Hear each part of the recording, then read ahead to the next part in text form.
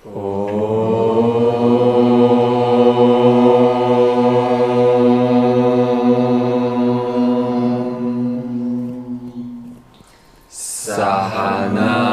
Bhavatu Sahano Bhunaktu Sahaviryam Karavavahe Tejasvinavadhitamastu Ma Vidvishavahe.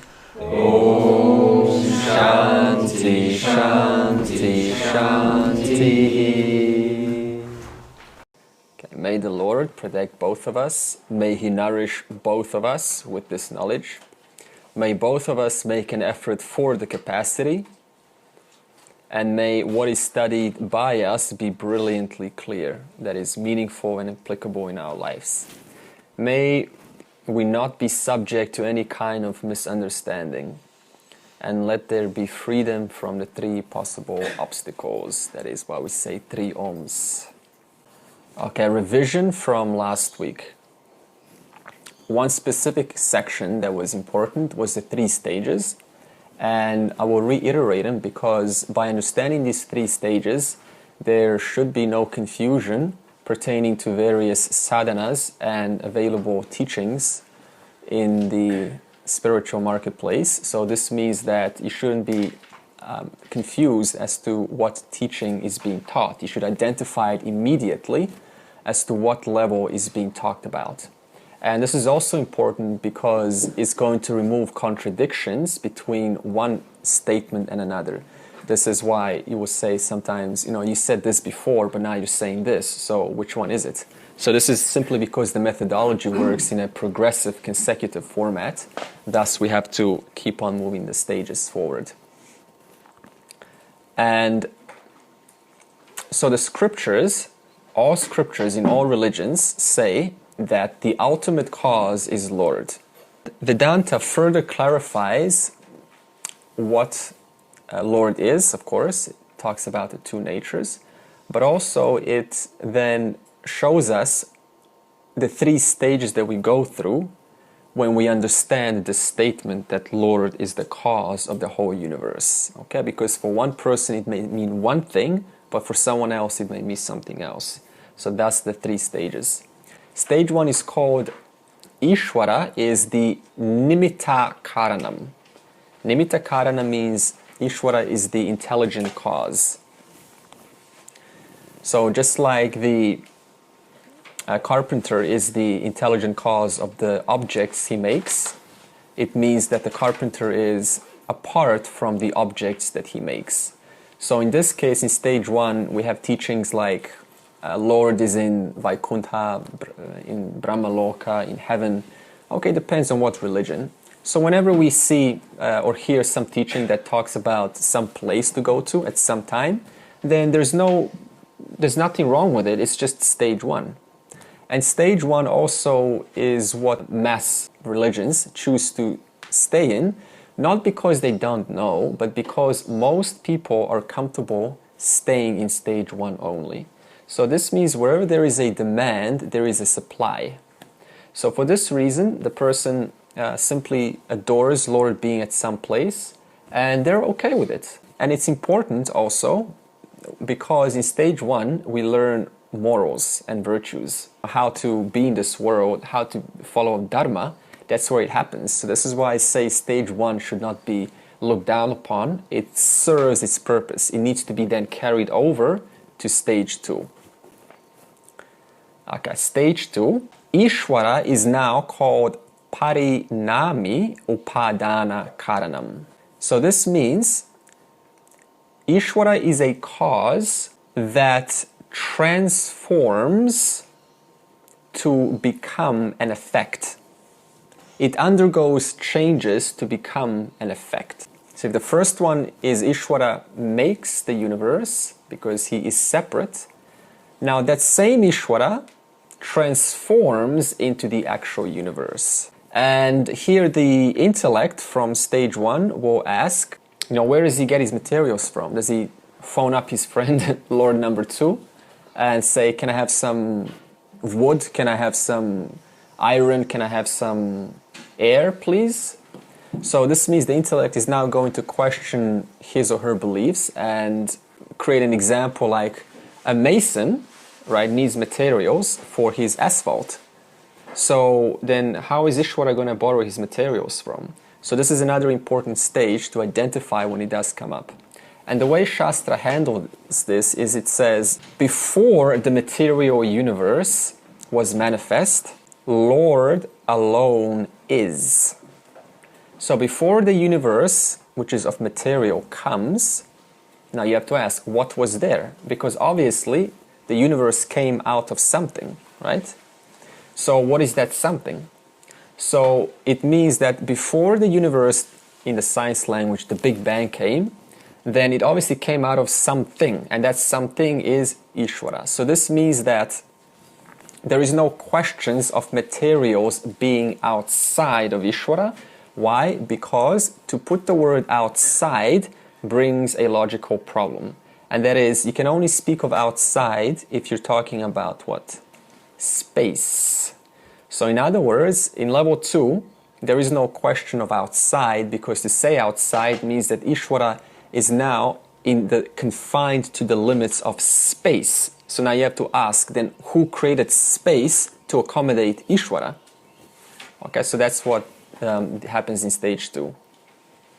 So thus in stage 2, Bhagavan does not create, but he transforms or manifests into the very universe that we are experiencing right now. Every breath that we take, all the food that we have, all of it is a manifestation of the Lord. For example, you take a seed, a small seed. Now you don't see a tree in a seed, do you?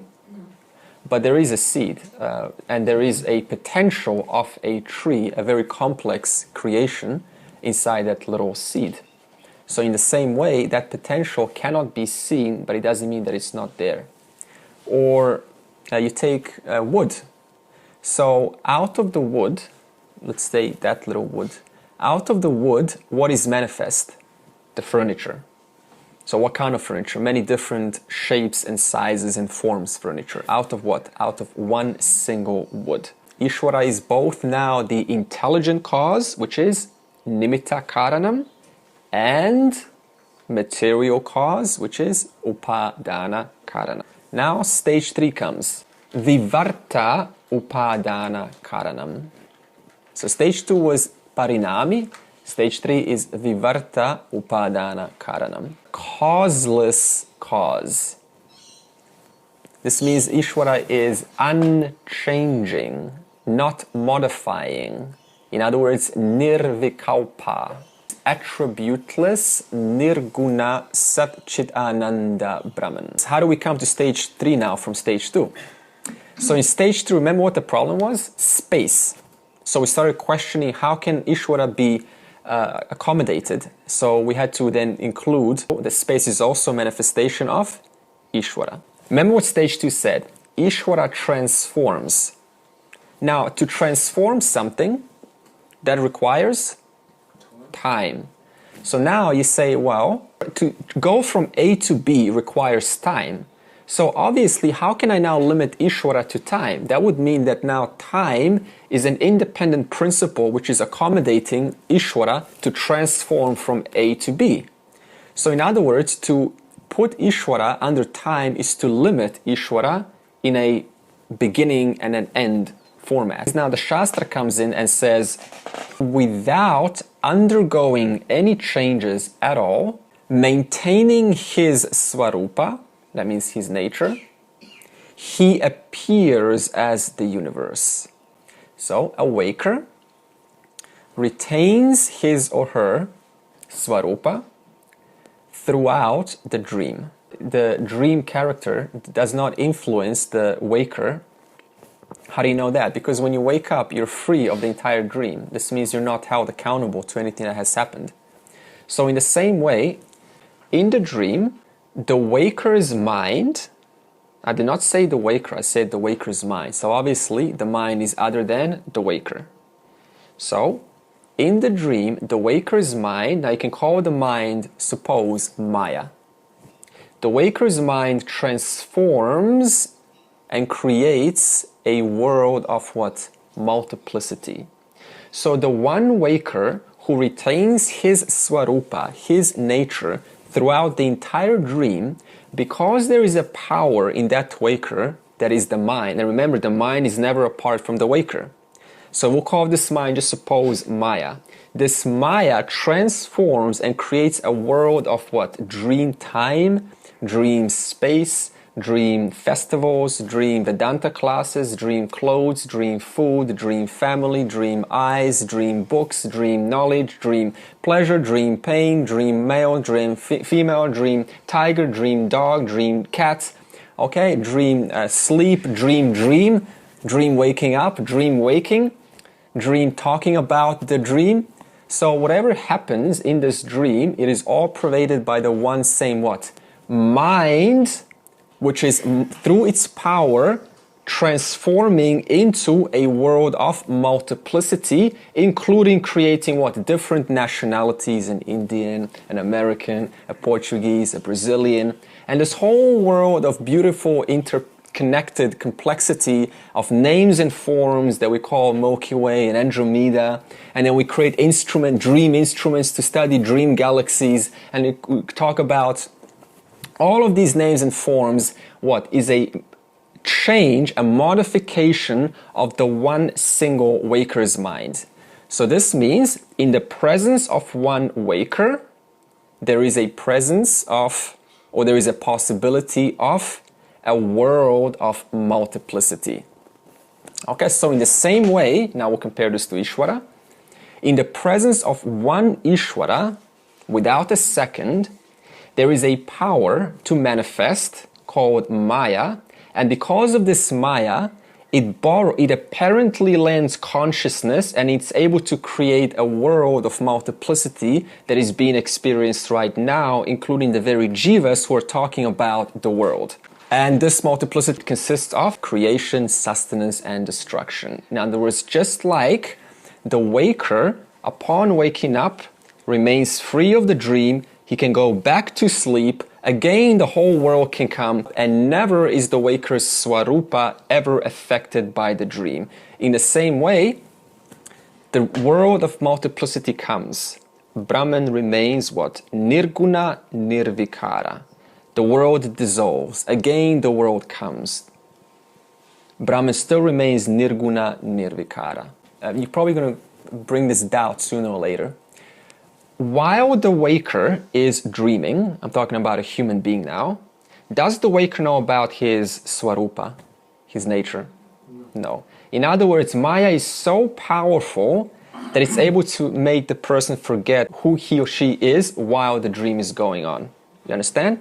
Now you're probably going to attribute this to Ishwara, right? While the Jagat is going on, which is a creation of Maya's Tri Shakti, then Ishwara forgets itself. So the only difference between a human being and an Ishwara is while the human being is dreaming, while the waker is dreaming a dream, that means the mind is transforming to multiplicity of shapes and forms and names, then the waker does not know his or her nature, while Ishwara knows his nature as Sat Chit Ananda Brahman, despite Maya, despite Ishwara wielding his power called Maya. Okay, that's the only difference. So this means while the world is going on, Ishwara knows his Swarupa. It does not cloud, it does not veil Ishwara. So if waking up is taking you out of dream number 2... Yeah, you go from one dream to another dream. So it's out of the Maya, back to the waking state, to a different Maya, which is now dream. No, Maya is one. Because Maya is the ruler of the three gunas. So it's just a different state. This dream number 1 is more stable than dream number 2 at night. It's still the same Maya. It's all Maya. So this is why the only place, the only state that moksha is possible is in dream number 1. The dream number 1, from now on, officially, is the waking state. Okay. So to take you out of the Maya, is that where the state of death is then what brings you out of the dream number 1, which is the waking state? Maya is just a concept to help us understand multiplicity. Just like if you're a dream character, then in order for you, now you're asking, okay, Andre, what's this world made of? And then how is Andre now going to explain to you? He has to create names in, like 3 gunas in Maya. He has to say, well, everything you see is a power of Vikshepa and Avarana Shakti, projecting power and a power to veil your truth. But despite that power operating, the truth is you are the very truth of this power. Okay, so this power is yours because you are Brahman. But this power is so strong that it's able to particularize, create a multiplicity out of the one into many. So one of those many then asks, how do I get out of this Maya? I'm just trying to separate where ignorance and knowledge is in those two, in that scenario. Because if that veiling is the ignorance, then the knowledge is obviously the unveiling. Yeah, knowledge is the removal of that ignorance. So we have to first mention what this dream is and how it's made and how it operates, and then once you mention it, then it loses its hold on you. You no longer fall for it. You no longer say, well, I need to make it into this world and do things because it's important. Now you understand it is just an appearance. Maya's power is making it apparently so real that we fall for it and we think that I have to attend to this world. So that's stage 3 done. I still not able to understand how can I apply this particular example on Ishvara. It's not clear. Okay, well, stage 3, remember, is chapter 13 to 18. We're now in chapter 7 to 12. So now to answer that question, right, I have to skip several chapters. I'm still putting a question mark on that. Yeah, that's good. No, put it there. The funny thing is the waking state is dream 1, Yeah. dream number 1. So even this state is a dream. Yeah. And then we have a dream state, then we have a deep sleep state. Yeah. So all these 3 is in Ishvara. Yes. So Ishvara is awake all the time. All the time. Throughout So all the the moment he sleeps, he becomes the Kali Yuga end of the Yuga, is it? That's how I understand. Is that what you're talking about, the years? Yeah, what about the years? yugas? About the yugas, how it dissolves and things. So is that when he closes his eyes, Yeah. then there's nothing. That's the Brahman. No. That's how I've seen these 3. When what states. dies again? When we in the waking, if the waking state is dream 1, dream number 1, Yeah. then all these 3 states is also a form of dream, isn't it? Yeah. Yeah. So all these dreams are projected as Maya through Ishvara. Yeah. So Ishvara is obviously awake all the time. Yeah. Yeah. Yeah, you're awake. This is all why the we are time. functioning in Yeah. the 3 states. Yeah. We're in stage 2 now. Between chapters 7 and 12, Krishna is going to say, through my Maya power, so obviously who's speaking? Ishvara. So through my Maya power, in other words, through my lower nature of apara prakriti, I out of myself project. Just like out of you, the one waker, a world of multiplicity is projected. So this means that, says Ishvara, you can put now in brackets, obviously speaking about the lower nature, I thus evolve into the universe. Because remember, stage 2 is Ishvara evolves into the universe. Now you have to ask, well, what do you mean Ishvara evolve? How can consciousness evolve? So this is where you have to know those 2 aspects, apara and para prakriti. So what evolves? The higher or the lower nature? Lower nature. So because of Maya power / apara prakriti, that evolves. While the one consciousness in and through pervades whatever evolves from A to B to C and eternally. Now in verse 4 and 5, we're going to talk about glories of Ishvara operating through us as human beings. This is going to answer Rani's question from last week, which was, but how do I keep this in mind? You asked this. How do I keep these glories in mind? How do I hold all this? And it's not really about holding it or remembering. It's about understanding it, that how the most ordinary things that we do is only possible because of these glories. Buddhir jnanam sammohaha Kshama Satyam Dhamma Shamaha Sukham Dukham Bhavo Bhavaha Bhayam Cha Bhayameva Cha Ahimsa Samata Tushtihi Tapodanam Yasho Yashaha Bhavanti Bhava Bhutanam Matta Eva Pradhagvidhaha. The capacity to understand, knowledge, freedom from delusion, accommodation, truthfulness, restraint in behavior, mastery over the ways of thinking, pleasure, pain, creation, destruction, fear, and fearlessness, and further. Non-hurting equanimity, contentment, religious discipline, charity, fame, ill fame, these different dispositions and things of living beings are all from me alone. So, you know what we're going to talk about? Every single one of these words. How are their glories in human qualities?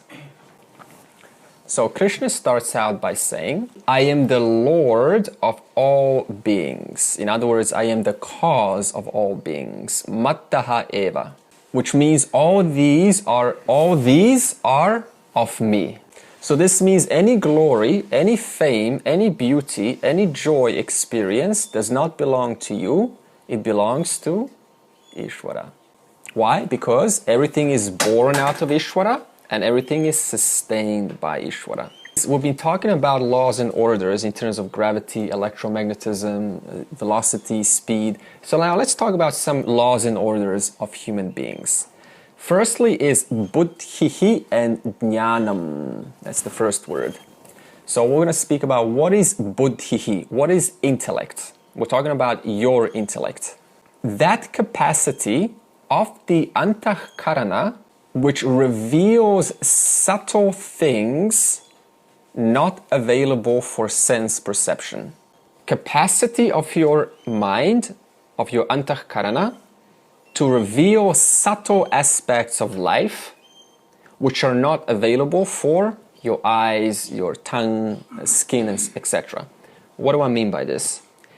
Can your skin feel beauty? Can your eyes see beauty? Huh? Yeah, okay, but are your eyes seeing beauty? Or are they just see, okay, suppose you a sunset, okay? And you go, wow, beautiful.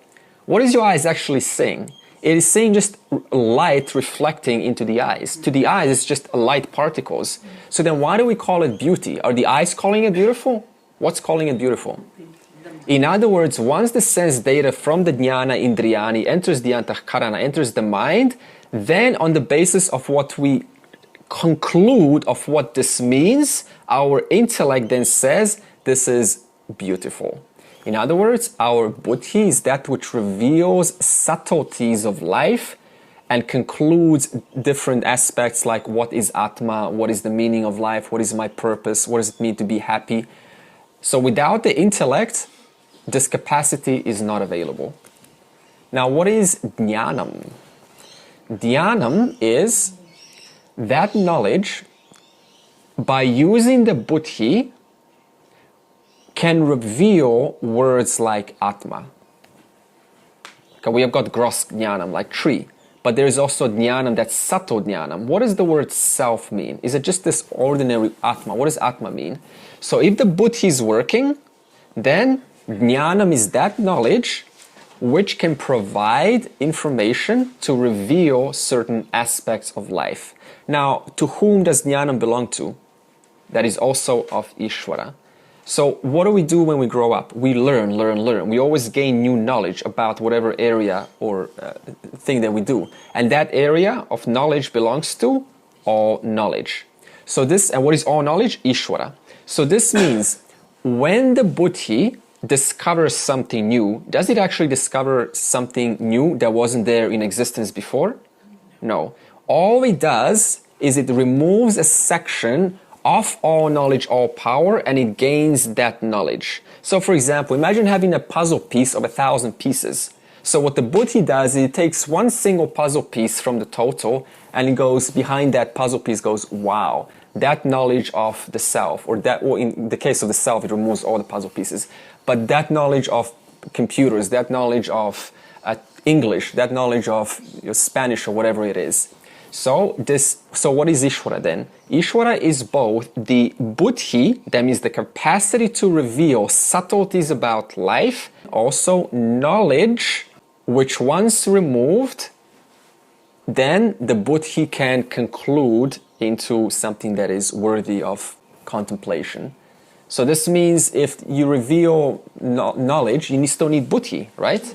So without the buddhi, you cannot make sense of the knowledge. And the knowledge itself is also because of Ishvara. So both the capacity to remove ignorance of Jnanam and the Jnanam also are of Ishvara.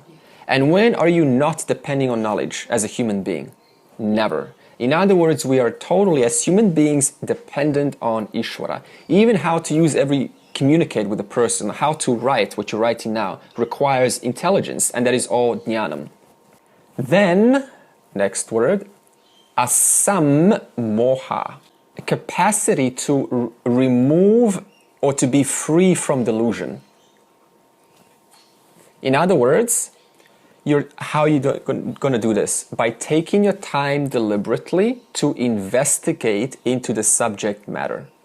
That means carefully looking into things, researching with an open mind. In other words, the capacity to look at something and go, okay, let me take my time to understand it. That capacity, asam moha, is also Ishvara's. And what is all of the things in life that are worth pursuing? Is it not true that we have to spend some time to actually investigate into them? How is that possible? Because of asam moha, in other words, the freedom to be free of delusion, which is another order, another law of Ishvara. Now, why does one have asam moha? Because they recognize the mind constantly distorts things.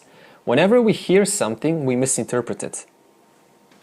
So in other words, asam moha, by practicing this ability to investigate into things, we reduce the chances of making a mistake, which the mind naturally makes, because the mind slips sometimes and we don't even recognize it. So this ability makes us be very accurate with our words and our delivery. So, discrimination, investigation, research, only possible because of Ishvara. So this means what? Every time you're now researching or looking into something, that is a reason to be devoted to Ishvara. The whole point of this is to develop love for God. Because without God, we cannot do anything. Now, what's the opposite of asam moha? You just remove the word a and you get sam moha. So what does it mean to have sam moha? Impulsive decision making.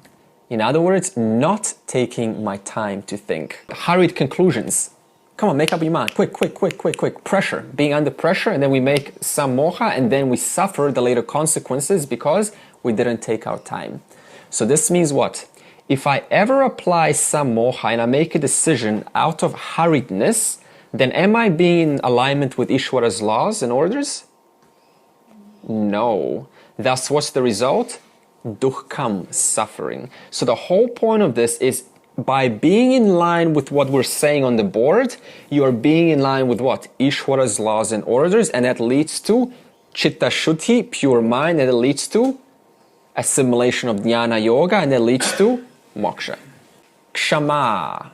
This is something that you could learn from the police force. Why?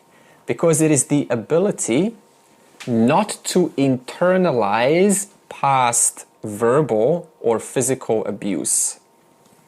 That means something that someone has said, usually what happens is it sticks. So this is the ability for things to fall off easily. Once resolved, I let them go, and I'm able to clearly move on with life and continue with my duties. Suppose someone gets angry or upset, and you also become upset. That is not practicing kshama. Because I've internalized their anger, I've now made their anger part of my own state. Thus, what happens? I'm not in line with Ishvara's orders, and is internalizing anger, is that fun? No. Thus, what happens? We suffer. So, another ability to drop things off easily, to not internalize, is also possible because of Ishvara. Satyam, recognizing the value of truthfulness in your spoken word. To recognize how important it is to be truthful in everything that comes out when the mouth is moving. Now, there are two types of satyam, very important. The first is called Satyam Vadam. Vadam means speak, in other words, truthful speak. And the second is Priyam Vadam, pleasant speak. Now, what does it mean to exercise Satyam Vadam?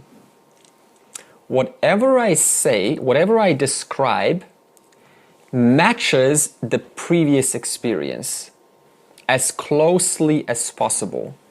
Never exaggerate or make it more than it actually was, or make it less than it actually was. For example, how many times have you heard this? There's cold water, like pool, right? And someone puts their foot in the pool. And what's the first thing that they say? Oh, freezing. Now, is it really freezing? No, freezing means below 0 degrees. So, small statements like this, that seem very simple. Like, how can you analyze it's freezing? Let the person be. No, the point is, saying something like this actually spills over into everything else. And for us, what happens? These small statements, incongruencies, become normal speak. In other words, we train ourselves to speak inaccurately in alignment with what is actually being experienced. So what is Satyam Vadam? Suppose you go on a holiday and someone asks you, how was it? Oh, it was beautiful, it was relaxing, it was the best time of my life. That is not practicing Satyam Vadam, because the truth is it was probably not like that, because in reality a holiday is just a holiday, right? So in other words, you choose something and you match your words as closely as possible to what actually happened. This means my word is aligned to the actual experience. Second is Priyam Vadam, pleasant speak. Now, truth can be sometimes bitter. So this is where Priyam Vadam has to come in, exercising empathy for another person. For example, doctors will practice this. When, suppose a widow, and then a doctor comes over, he's not going to say, ma'am, your husband is now officially a corpse, because that is not a way to deliver the news. So there is a certain level of pleasantness to deliver news. So even though the husband is a corpse, right, that's the truth. But the fact is, you have to be careful because you're talking with a human being. They're sensitive. So you have to handle it in a very smart manner while still exercising Satyam Vadam. So therefore, Satyam Vadam, aligning my words with the experience, using words, adjectives, nouns, pronouns as accurately and closely as I can to the original experience, plus Priyam Vadam, that means being careful not to hurt them, not to exercise himsa, equals Satyam on the board. So far, Asam Moha, Kshama, and Satyam are all moral orders, universal moral orders of Ishwara. Which means by being in alignment with Asam Moha, with Kshama and Satyam, I am being in alignment with Ishwara's moral code, moral universal laws and orders.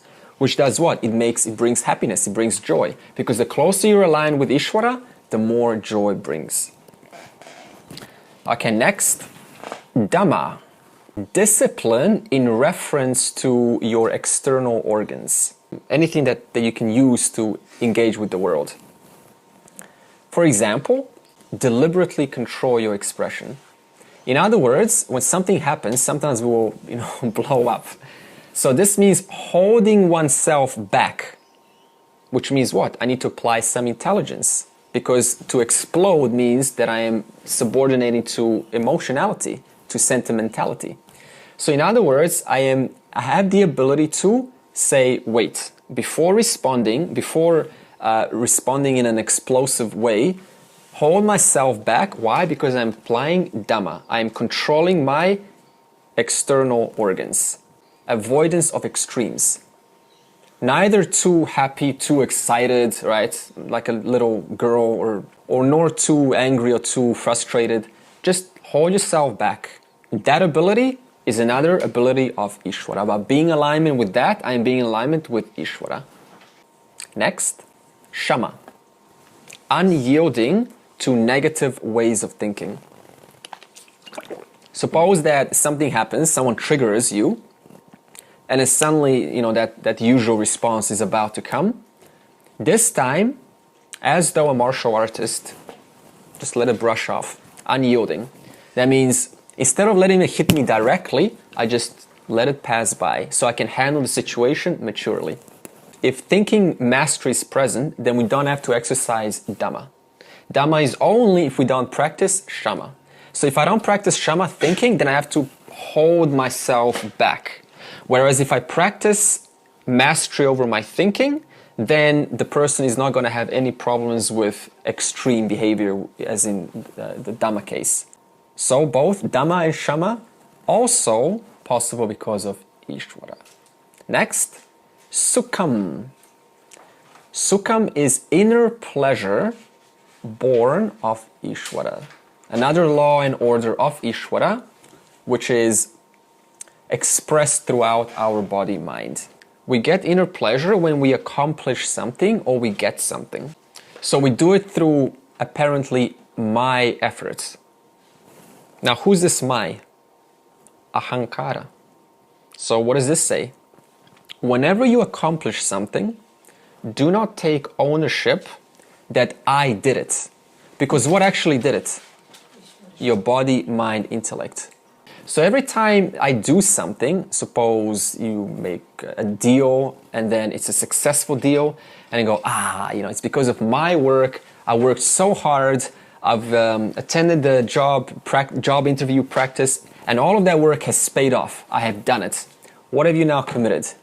I've now associated the I onto the ahankara, which is a doer, enjoyer. But the truth of who I am is akarta abhokta, not a doer, not an enjoyer. In other words, whenever pleasure comes, we're not saying deny the pleasure and say that's not who I am. No, the truth of you is ananda. However, do not say that pleasure comes because I did it.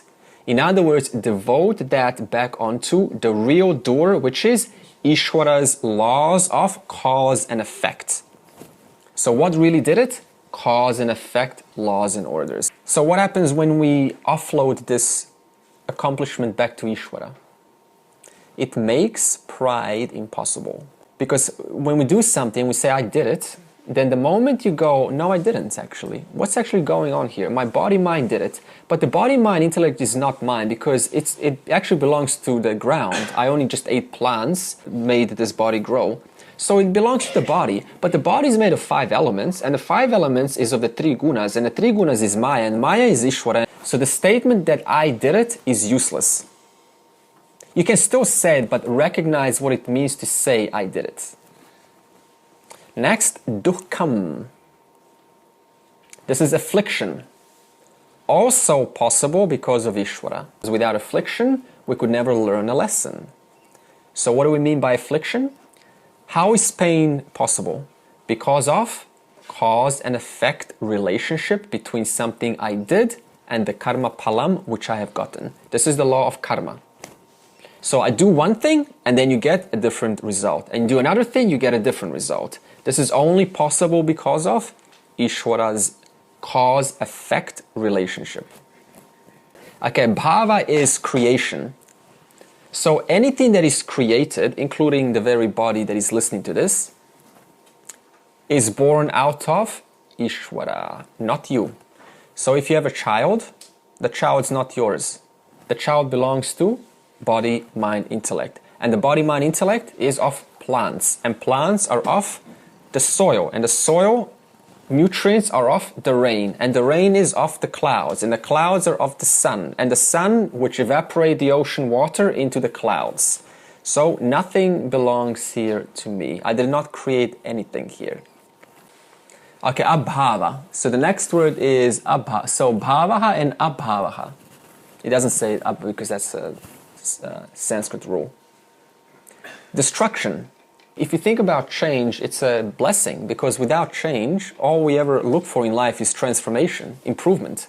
And improvement is destruction. That means, it's possible because of the ability to put away the old and present something that is different, something that is more evolved.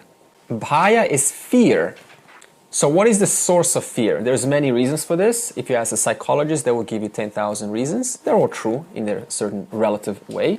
However, in this context, there's two reasons for universal human fear.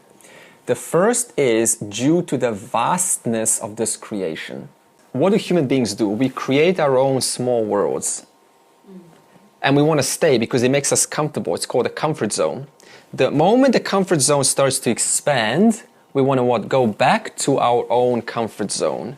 In other words, because things are so big, the way to resolve that, the way a human being handles that is by reducing their world to their own very private, individual, subjective world. Just like a battlefield, like if, in World War II or one or whatever it is, when a soldier goes out in a battlefield and then they see this huge battlefield of landmines and tanks and guns, it's very scary. Whereas if you're inside a little basketball arena, you see there's four corners, there's friends over there, there's the ball, there's no need to fear. Okay, so the first reason is due to the vastness of this creation. And the second reason is because of law of irrevocability or irreversibility. In other words, there is nothing that we can reverse in this creation. Now, what are the two biggest things that we cannot reverse and that we're fearful of? Death and time. So in other words, we cannot reverse time, and because we know that, we are afraid to succeed, to do something. Because if I do something, then either I've wasted my time or I'm running out of time. That's why, for example, a woman at a certain age will say, well, my clock is ticking, and then what happens? She is moved by time to make an action and make a new offspring. In the same way, death is always one step closer.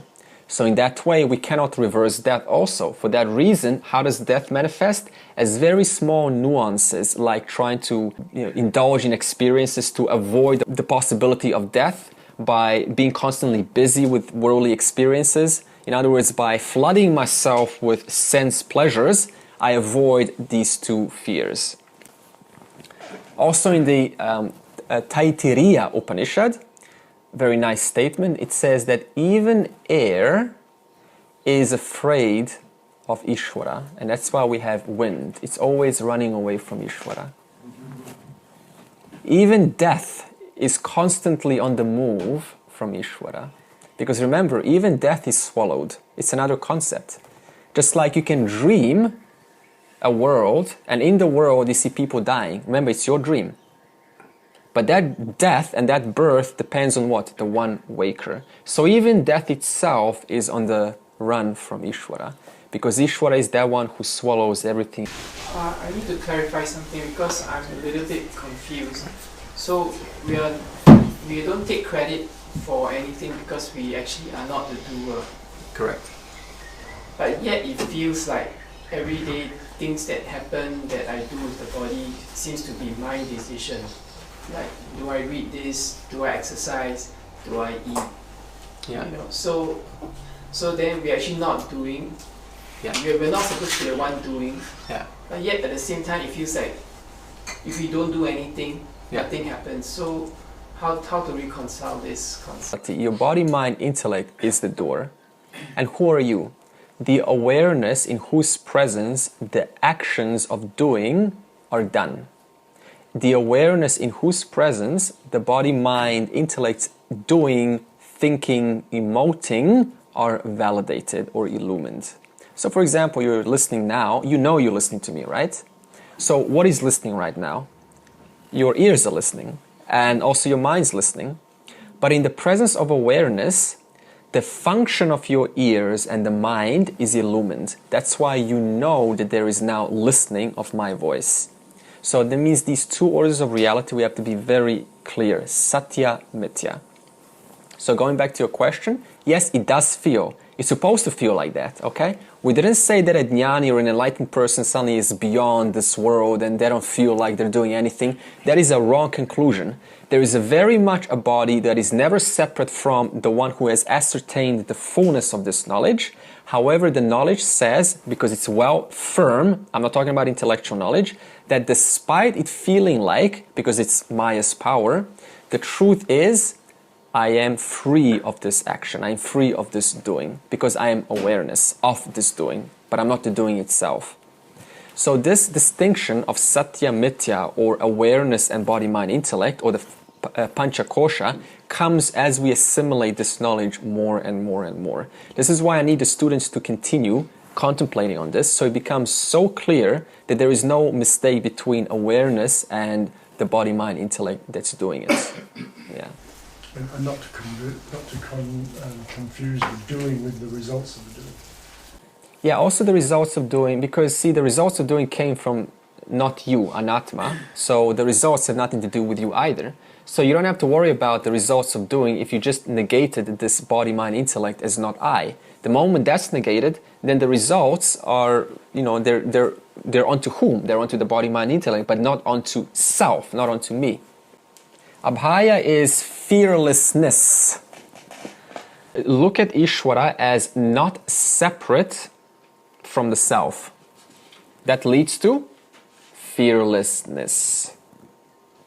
Now, if you don't know Ishwara, or you think that Ishwara is in stage 1, like he's somewhere else, what is that going to do? That's going to produce fear of cockroaches, small insects. Okay? Because I think that a cockroach is there to hurt me, but what is a cockroach? Also, Ishwara. So this has a genuine effect on the behavior of a human being. Before they were afraid of unnecessary small insects, spiders, and various experiences. Now, because they see the truth in all things, in all forms, it has a genuine transformation in the person's thinking. They're not afraid anymore. Ahimsa is deliberately not hurting. That means intentionally I am not hurting, at least in the beginning, right? Because sometimes we will hurt by accident. So I have to be at the beginning deliberate about not inducing or causing any kind of fear or hurt onto the other person. Whether it is a verbal hurt, whether it is through some kind of a sarcasm, some kind of a passive-aggressive behavior, or even, putting them down through some kind of words, or even sometimes teasing is actually mixed with passive aggressiveness. It's kind of a nice way to put them down. So all of these things we have to be very sharp not to let come out of our mouths, because then we are going out of alignment with Ishwara. And ahimsa is not something that you don't have to learn, of course. It is common sense. I don't want to be hurt, and I don't like to see others hurt. And you also know the same thing. So everyone knows this. Why? Because it is another moral order of Ishwara, which is built into all human beings. Now you say, well, why do people hurt? This is because the mind is able to override these moral orders through its own raga dvesha, through its own likes and dislikes. In other words, it distorts and makes it its own. It makes it in its own light. So it says, well, yeah, I'm not going to hurt my religion or my people, but because they don't believe in my God, then they deserve to be punished. So in other words, raga desha can always twist and distort any one of these words into its own versions. That's why we have all sorts of violence despite universal moral orders. But what about a situation where somebody's likes and dislikes enables them to feel a hurt, which wasn't actually intentional by the actions of someone that was Kshama, then practice kshama. In other words, don't internalize it.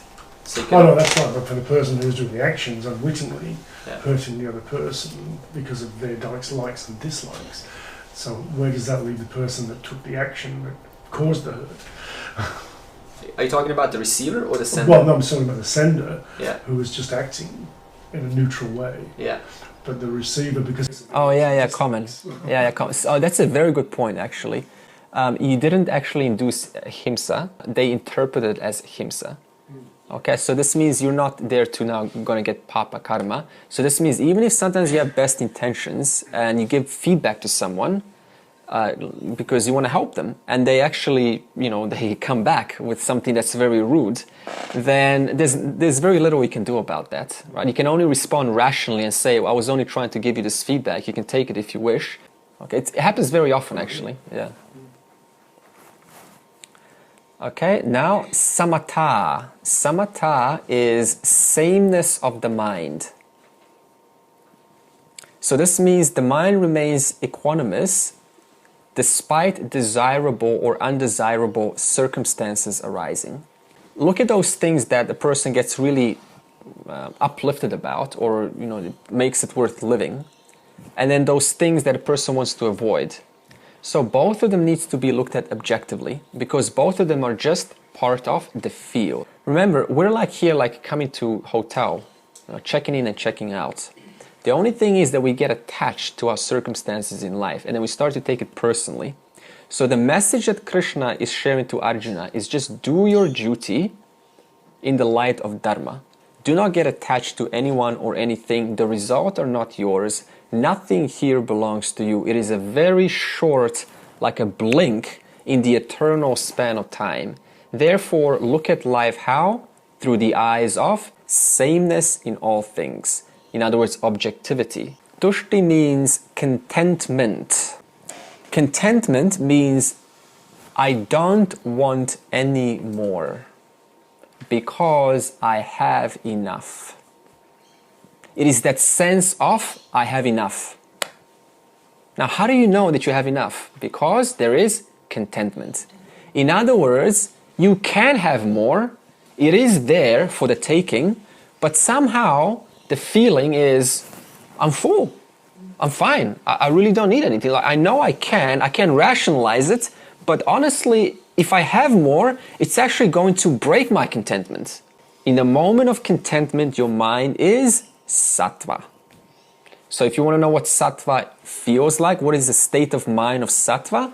Contentment. In other words, things are around me, a lot of good stuff is around me that I would usually say yes to any day, but for some reason, in this moment, I'm absolutely fine with who I am and with what I have and with what I'm feeling and with what I'm experiencing in this moment. So for that reason, no thank you. So contentment is Sattva Guna. Sattva Guna is Maya, and Maya is of Ishwara. Therefore, contentment is also because of Ishwara. But you never had enough knowledge. Why do we always be happy when we learn something new? What is Ishwara? All knowledge.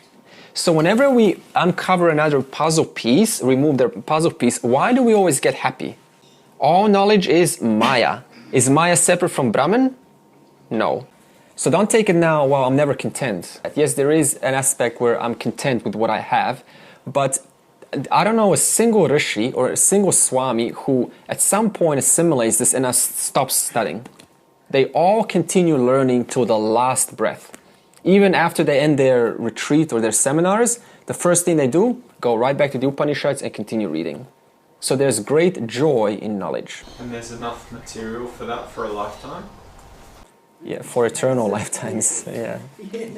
Yeah.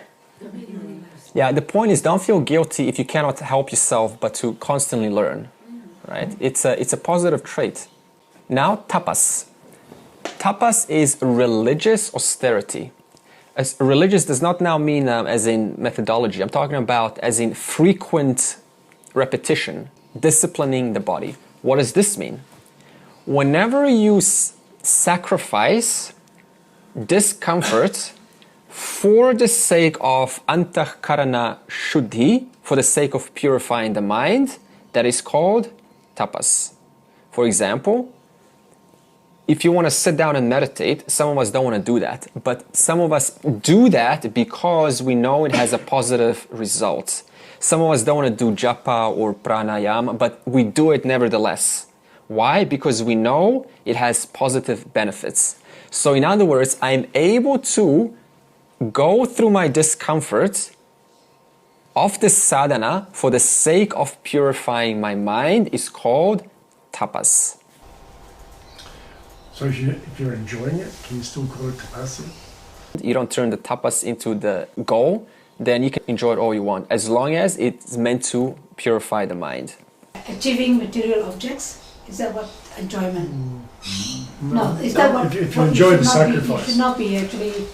Consistency in learning and sadhana and even yoga asana or anything that you're using to continue your spiritual journey, even if you don't feel like it because maybe you want to do something else, but you do it nevertheless, that is called tapas. In other words, I'm able to overcome my need to do something else, so I still do it for the sake of future benefits, for the sake of spiritual evolution. Not for the sake of materialism in this case. Some meditate or do some spiritual journey for achieving material objects. In this context, it is for the sake of spiritual evolution. But this tapas is what? It is a means, a sadhana. And what does it give us? An end, a satyam. So means and effect is only possible because of the connecting principle or the principle which joins them, which is the substratum of cause and effect being Ishwara. So the only reason why you're able to get positive benefits is because of the presence of Ishwara. For example, you strike a matchstick, right? What happens? Fire.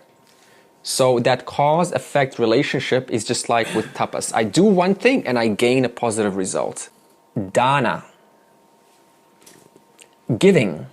Giving means to give your time, energy, and effort without expecting anything in return. There's no agenda. Now, there's two rules to giving.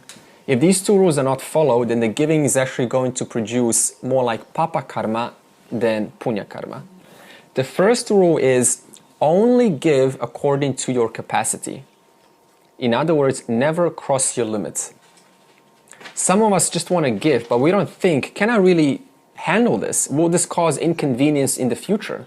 Suppose a friend asks you for some money and they go $1,000, and then another friend goes, yeah, you're my best friend, here's $1,000. But they don't realize that because they give $1,000, now their own life and their own family is going to have conflicts and they're going to suffer and not have any food. So it was my duty, it is your duty to think, how much can I really give? So for example, someone asks you, let's go out, and you say, fantastic, I'm willing to go out with you. So you say, how much of my time am I willing to give? And if I cross that time, will I feel, will it go into a resentment mode? So you have to be careful where your limits are. Otherwise, sometimes we just end up giving all of our time, energy, and money, and then slowly it collates into resentment. And we can't help ourselves. We think, well, I love them and I want to give to them. Why wouldn't I want to give to them? But we don't take care of our own limits, what we can handle. So this means always ask, how much time, energy, and effort am I sincerely willing to commit onto or to this other person? And when that's crossed, when the limit is crossed, then I need to be assertive about it and say, I now want to do my own thing. And the second rule is only give if the recipient is worthy of receiving. We often think, well, the homeless man is asking for money, so you should give. Your job is to use your viveka, your intellect. If I see them with 5 alcohol bottles and I give them money just because they're asked, they're going to buy another alcohol bottle, which is not going to give them anything at all. It's only going to contribute to the already existing problem. In other words, do I believe in the cause? Do I believe in what they're doing? If I don't believe, then giving is likely going to return back resentment or guilt or second thoughts. In other words, to give, one has to be completely consistent and aligned with what they sincerely believe to be true. If someone asks for money for Red Cross, then you need to be smart. Do I believe in this Red Cross? I may believe it, but do I see any benefits here? Well, it's kind of distance for me. So I would rather give to someone that I can relate to, like a family member. In that case, you give to someone that you relate to. Okay, so this means we have to use our viveka. Next is yashas, or yashaha, fame. Now there's 2 types of fame. There's fame born from dharma, and there is fame born from adharma. For example, you're contributing some money to a cause. And what does everyone say? Oh, what a good person. So what do people recognize? Goodness. So this means what? Universal goodness is recognized in all people. That's why when we do something good, then no matter what nationality is around us, they will all say one and the same thing. What a good person. This means what? That universal goodness is built in. Now, the second fame is through adharma. This could be, for example, by becoming famous by handing out cocaine. Right? So you just hand out cocaine all day long because, hey, people can benefit from this. So this person is also going to become famous. Why?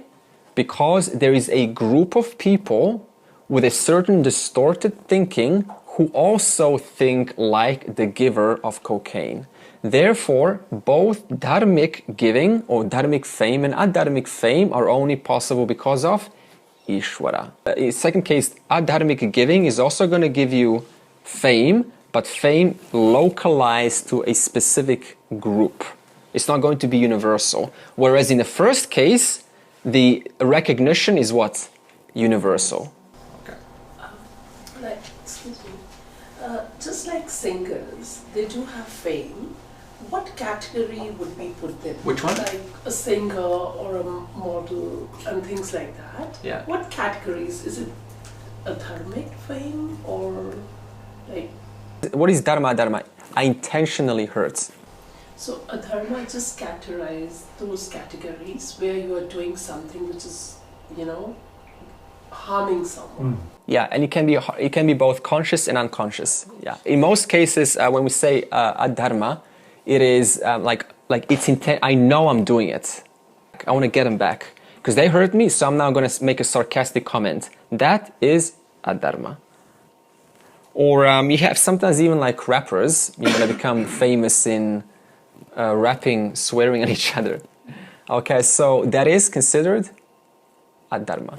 Okay, because he's hurting. That means I'm hurting another human being. I may not realize it, but I'm still hurting. So this means both of them are possible because of the ultimate cause, but the result is going to be different. So which result do I want? That is up to me. So Ishwara is obligated to provide both dharmic fame and adharmic fame. But who makes that possible? We do, through our free will. Ayashas. So first one is yashas, and this one is ayashas. Ill fame is born of improper action. Do you know Al Capone? Yeah? Hitler and, many names like that.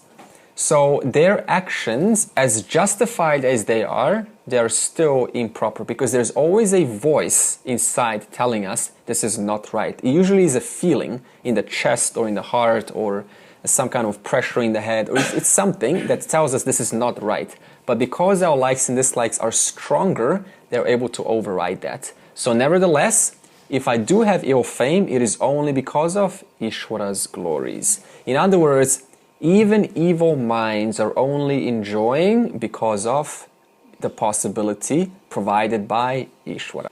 And then finally, Bhutanam Bhavaha. All these listed glories that we have named, which belong to human beings, they are of Bhagavan alone. And what do we mean by it all belongs to Bhagavan? Does Bhagavan, send them out randomly? No. Remember what Bhagavan is.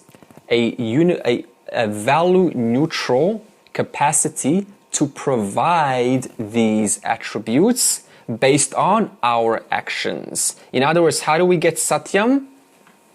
Through our actions. How do we get ill fame? Through our actions. How do we get positive fame?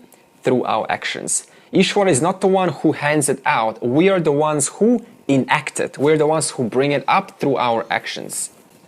Maharshaya sapta purve chatvaro manavastatha madbhava manasa jataha yesham loka ima prajaha. 7 great sages, the earlier 4 sages, and the 14 Manus. Yep. It's okay. Who possess my nature and whose progeny are those in the world, are born of my mind.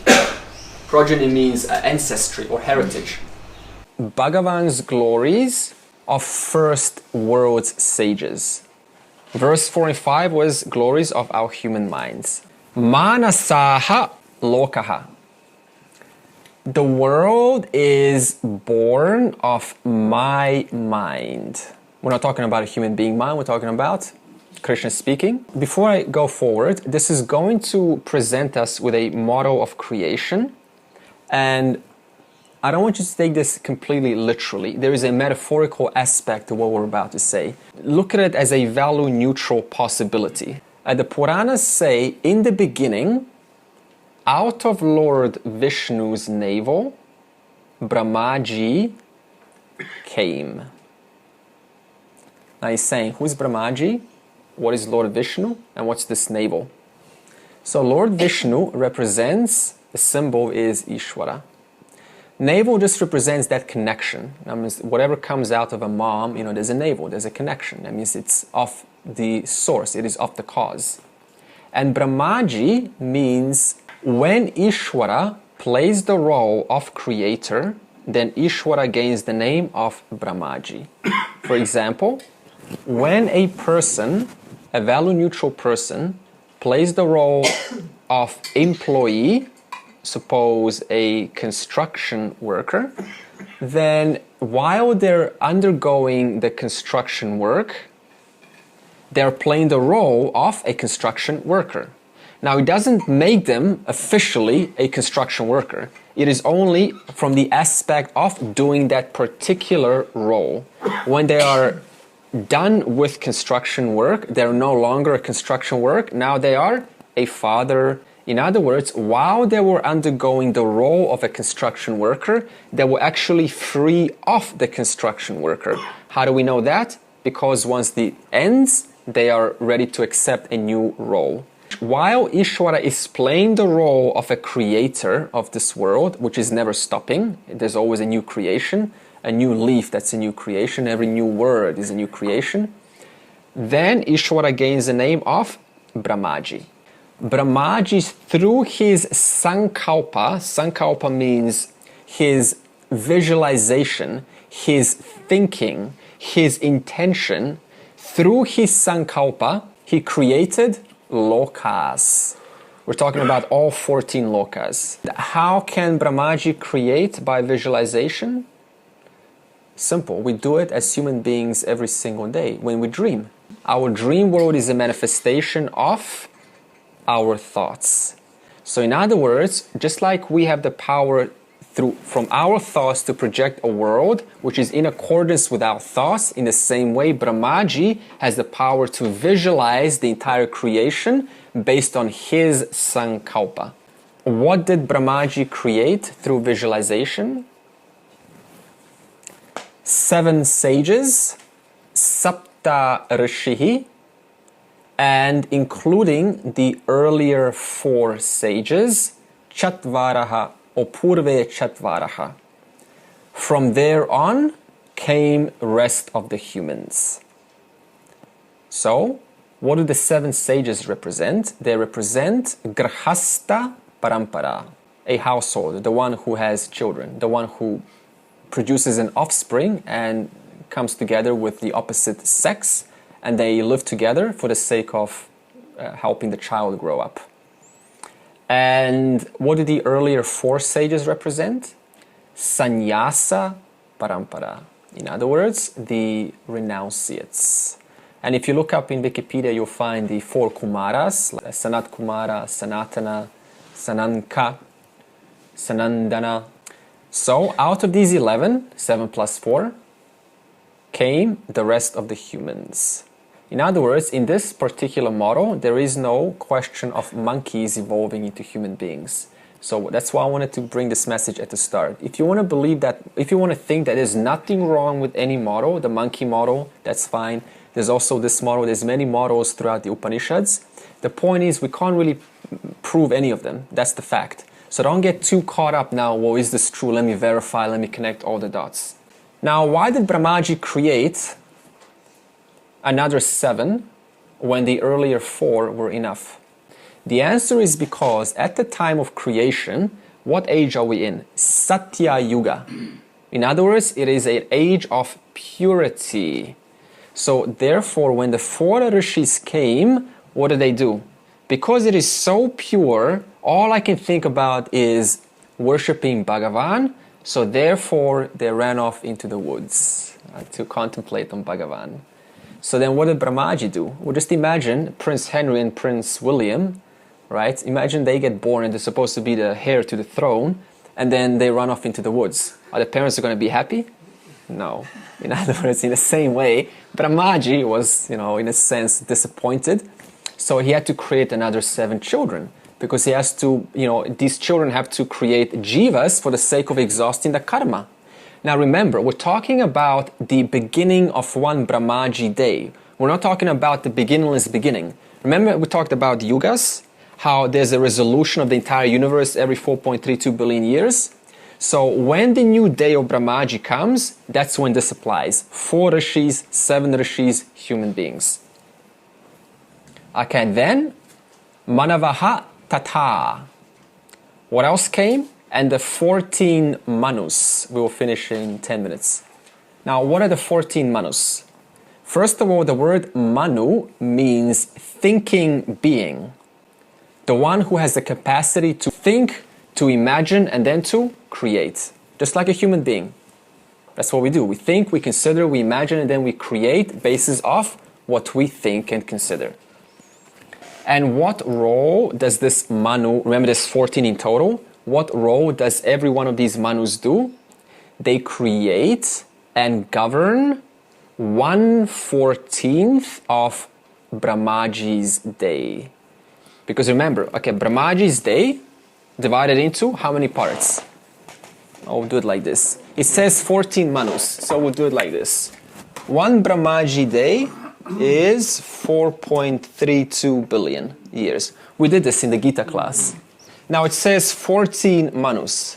So you divide 4.32 by 14 and you get 300 and, I'm going by memory, 720. So this means every one Manu rules 1/14 of Brahmaji's day. Right now we are in, so 1, 2, 3, 4, so 14 parts, imagine. We are in the 7th, the Puranas say, we are in the 7th called Vaivasthva Manu. Okay, and how long has Vaivasthva Manu ruled so far? For 28 Chatur Yugas. Now remember, Chatur Yuga is 4.32 million years. So you go 4.32 million times 28, you do the maths, and you'll get the remaining number, which will be 43 Chatur Yugas left. Why? Because 4.32 billion equals 71 Chatur Yugas. Okay? And the Puranas say that our Manu, number 7, has ruled for 28 Chatur Yugas. So you go 71 minus 28, you get 43. That's right, 43. So 43 Chatur Yugas more to go. When the 43 are over, what happens? The 8th Manu comes. In other words, Vaivasthva is no more. The next Manu comes. And what does the next Manu do? Starts to continue governing this universe. So right now we are governed by Vaivasthva Manu, who under his order, this universe is just like a hierarchy in the world. Okay, there's always that hierarchy. There's the bottom hierarchy, and then it's ruled by the manager is ruled by the CEO is ruled by the president, and so on. Okay, now the word man, the Sanskrit root man, means the one who thinks. That means to think, to consider, or to know. Man. Man. So in other words, the English word man also comes from the same Indo-European or from Sanskrit roots of man. So when we say man, we're not talking about gender. If you look up the dictionary word for man, there is definition 1, male gender, but the original definition is that one who is a general human being who has the capacity to think or to consider. Okay? Yeah, so when we say mankind, we're not excluding females. So what's the order so far? To give you some context. Lord Vishnu's navel comes what? Brahmaji. Brahmaji, through his sankalpa, through his visualization, creates Manu. Manu, through his sankalpa, creates the first 4 rishis. The first 4 rishis run off into the woods. Brahmaji is not happy. And then Manu then creates another 7 rishis. So they make children. That's very good. And so human beings come. How are these 14 Manus created? Confirming, Manasa Jata. In other words, they are born of Brahmaji's will. In other words, through mere sankalpa. Just like right now, every person in this room has the capacity to start daydreaming. And in the daydream, you can create a whole world of its own. In the same way, Brahmaji creates through his visualization. Finally, Krishna says, Mad Bhavaha, Manus and Rishis are of the same nature as I, which is Satchit Ananda, and they were my devotees. Sarve bhavantu sukhinaha, sarve santu niramaya, sarve bhadrani pashyantu, ma kaschid dukha bhag bhavet. Om Shanti Shanti Shanti.